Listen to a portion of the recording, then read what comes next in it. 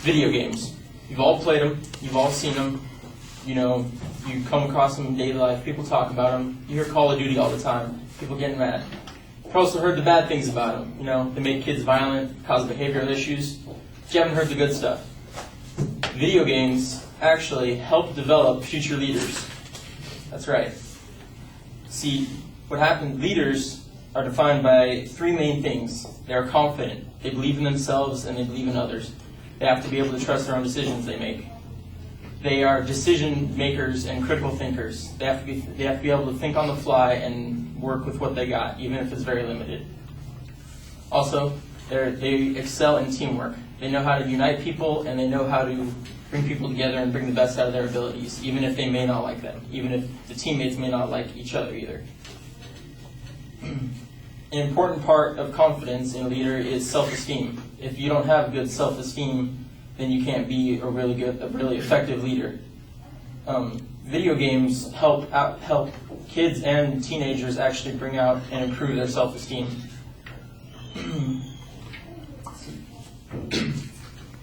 As defined by teenshealth.org, some ways to improve your self-esteem are to set goals, to learn from your mistakes, to make a contribution, and to just have fun and do what you're good at. A research study by Fordham University psychologist Fran Blumberg and Sabrina Ismailer took 122 5th through 7th graders and had them think aloud and just say what came to mind as they played a educational video game for about 20 minutes. And what they discovered through their studies is that younger children seem more interested in setting short-term goals for learning in the game compared to older children who are more interested in simply playing the game and the action of playing. Thus, younger children may show more of a need for focusing on small aspects of a given problem than older children, even in a leisure-based situation such as playing video games. What video games do is they allow the kids to start setting goals, and they don't even know that they're actually doing that, and that overlaps into real life and other stuff.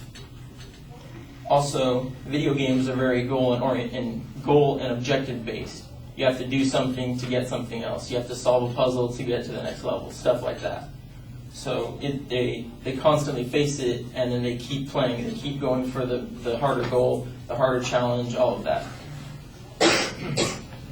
They also with goals comes failure too. So they also learn from their mistakes.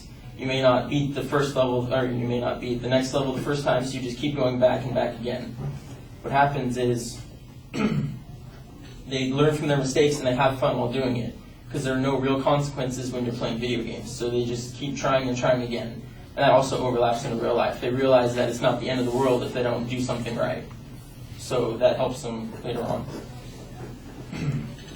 Video games increase critical.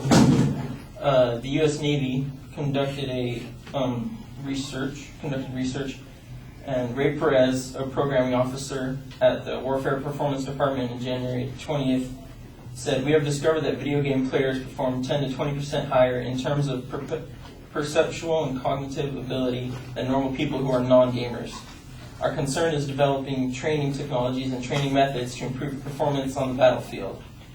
He described this gain as fluid intelligence, which is the ability to change to meet new problems and develop new tactics and counter-tactics. Fluid intelligence is the ability to solve problems without prior knowledge. Also, another research session done by Constance Steinkuhler, which shows an example of how they're using this intelligence and fluid intelligence. She conducted research at the University of Madison, Wisconsin, and her team studied 2,000 posts in World of Warcraft forum, and they found out that 86% of those posts were what they defined as social knowledge construction, which is the collective development and understanding, often through joint problems and argumentation, solving problems through discussion, knowledge sharing, and debate.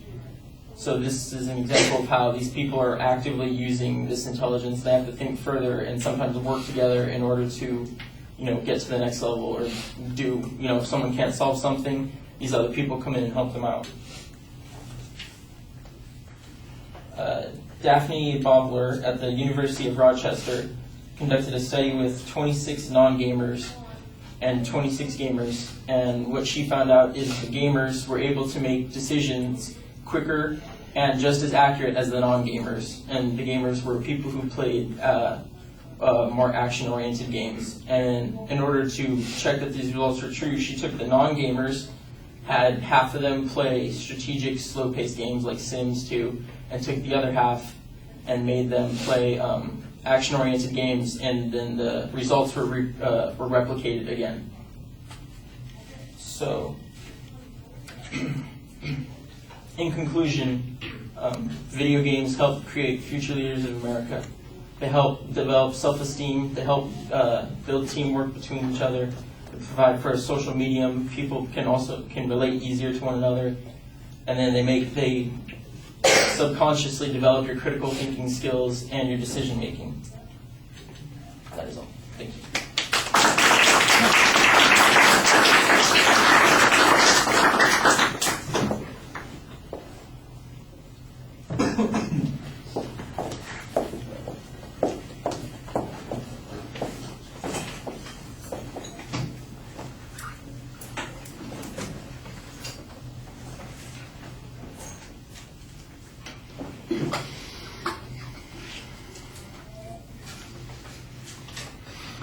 All right, Marcus, your proposition is in the intro, but you do have it buried a little bit. Don't be shy about pointing out that it is, in fact, the major claim of the speech. People who are listening carefully will be able to pick it out, but casual listeners sometimes need the extra prompt. The secondary points, you set up the criteria about leadership, and I think for a lot of people that's going to sound like it's your secondary structure, but it turns out that it's not, and in fact you have kind of an independent structure in the body of the speech, so you need to preview that. Those internal signposts need to be stronger also. Don't be shy about using a numerical signpost or just pointing out in the transition language that you're moving from one idea to another. All right, so let's get out of the presentation issues and talk about the evidence issues. I think that you did a nice job citing your sources. You're very consistent about that. You had good expert testimony, although I do think that occasionally you should be citing the dates on some of the research as well, because it seems like I didn't hear any date citation on any of the information. The examples are a little abstract, but they're okay. The one piece of data that had some statistical information on it was the one comparing the gamers and their abilities. And so that study was the only place that you had anything that was particular, that was quantifiable on that point. I think you do a very good job delivering the speech. You talk to the audience, your pacing is about right, and your voice always sounds confident while you're speaking, so that adds a lot of credibility to the argument as well. All right, thank you.